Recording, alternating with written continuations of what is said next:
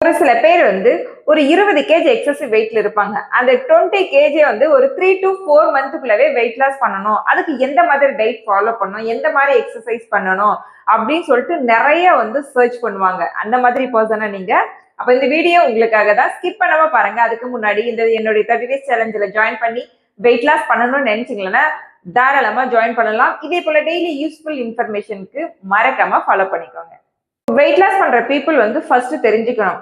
அப்போ எக்ஸசிவா இருக்கிற இந்த ஒரு எக்ஸாம்பிள் சொல்றேன். 20 கேஜ் வெயிட் எக்ஸசிவ் இருக்காங்கன்னா அந்த 20 கேஜ் வந்து எத்தனை மந்த் ஆர் எவ்வளோ இயர்ஸ் வந்து பீரியட்ல அவங்க வந்து வெயிட்டை இன்க்ரீஸ் பண்ணாங்க அதை ஃபர்ஸ்ட் வந்து அவங்க வந்து ரியலைஸ் பண்ணி பார்க்கணும்.